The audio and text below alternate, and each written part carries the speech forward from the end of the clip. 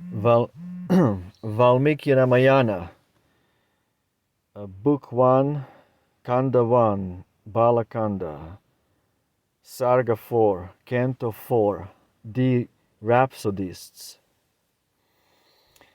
When to the end the tale was brought, rose in the sage's mind the thought, now who throughout this earth will go and tell it forth, that all may know? And thus he mused with anxious breast. Behold, in hermit's raiment dressed, Kusha and Lava came to greet, they master and embrace his feet. The twins he saw, that princely pair, sweet-voiced, who dwelt beside him there.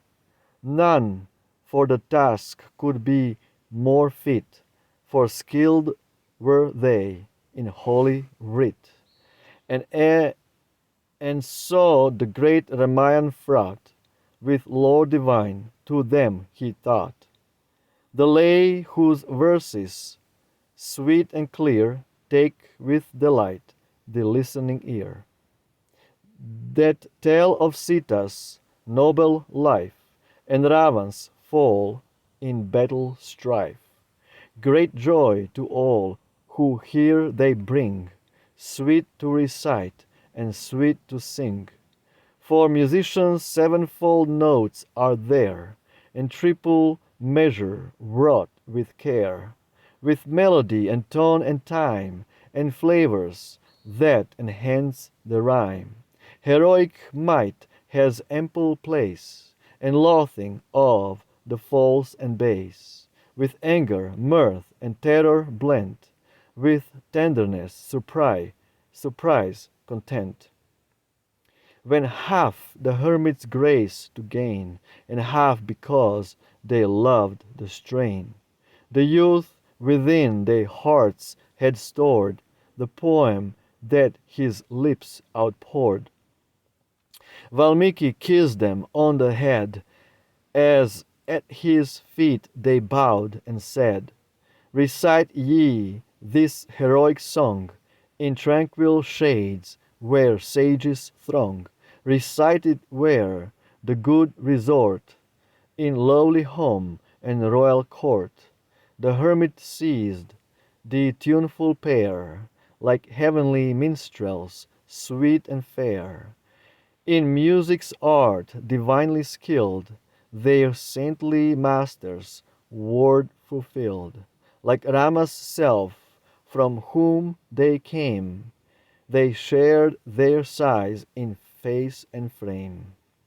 As though from some fair sculptured stone, two selfsame images had grown. Sometimes the pair rose up to sing, surrounded by a holy ring, where seated on the grass bed met, full many a musing anchoret. Then tears bedimmed those gentle eyes, and transport took them, and surprise. And as they listened, every one cried in delight, well done, well done.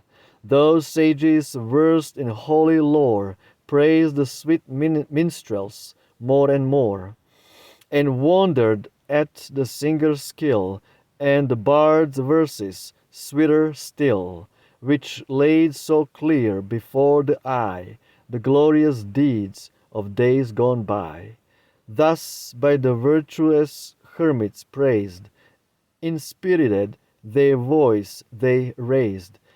Pleased with the song, these holy men would give the youths a water can.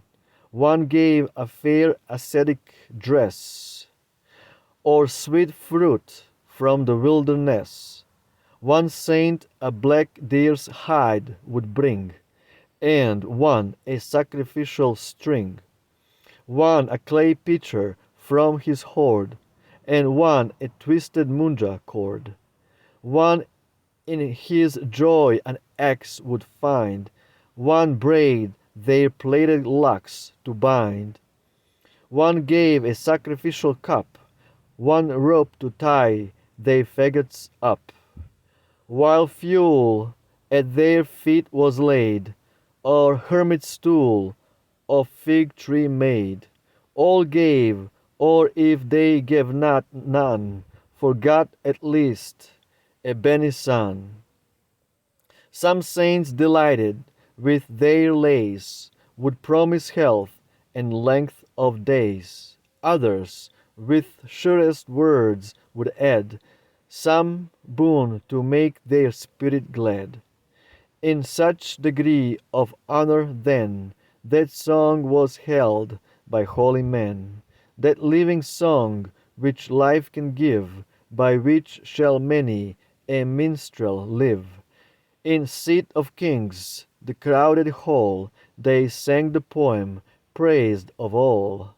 And Rama chanced to hear their lay, while he the votive steed would slay, and send fit messengers to bring the minstrel pair before the king.